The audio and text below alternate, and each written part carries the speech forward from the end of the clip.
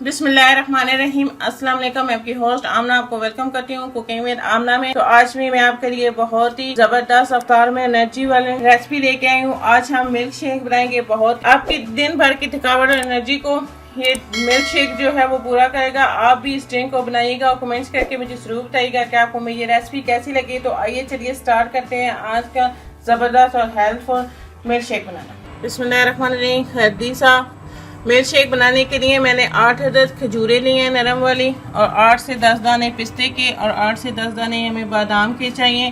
तो सबसे पहले मैं खजूर के जो सीड्स हैं इन्हें निकाल लूँगी और इसे हम ब्लेंडर में डाल देंगे। सीड्स निकाल के ये बहुत ही हेल्दी है और रमज़ान शरीफ में आपकी थकावट को और दिन भर की एनर्जी को ये जो है वो कवर करता है और बहुत ही ज़्यादा हेल्दी है। आप भी रमज़ान शरीफ में अफ्तारी में इसे मिल्क शेक को बनाइए और एंजॉय करें। तो मैं ये सारे सीड्स निकाल लूँगी और इस तरह इसे ब्लेंडर में डाल देंगे। तो ये मैंने खजूर के सीड्स निकाल के इसमें डाल दिए। इसमें ये बादाम शामिल कर लेंगे और ये पिस्ते। इसके साथ ही मैं इसमें ये शक्कर जो है ये शामिल करूँगी। 2 बड़े खाने के चम्मच। आप अपने अगर चीनी चाहें तो चीनी भी शामिल कर सकते हैं।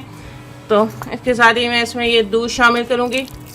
ये बहुत ही हेल्दी और टेस्टफुल जो है वो मिल्क शेक बनता है और आपकी हेल्थ के लिए और आपकी दिन भर की एनर्जी के लिए बहुत ही ज़बरदस्त है। आप इसे इफ्तारी में बनाइएगा ज़रूर।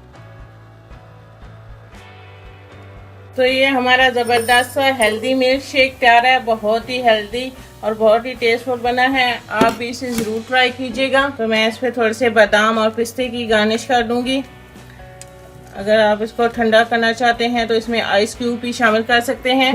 तो ये हमारा हेल्दी और टेस्टफुल सा मिल्क शेक तैयार है। आप इसे अफ्तार में बनाइए और एंजॉय करें। अगर आपको मेरी ये रेसिपी अच्छी लगे तो इसको लाइक करें, अपने दोस्तों और फैमिली मेम्बर्स के साथ शेयर करें। मेरे चैनल को सब्सक्राइब कर लें और साथ लगे बेल आइकॉन को दबा लें ताकि मेरे आने वाले हर नई लेटेस्ट वीडियो की अपडेट सबसे पहले आपको मिले। इंशाल्लाह फिर किसी नई आसान और ज़बरदस्त रेसिपी के साथ आपसे दोबारा मिलेंगे। अल्लाह।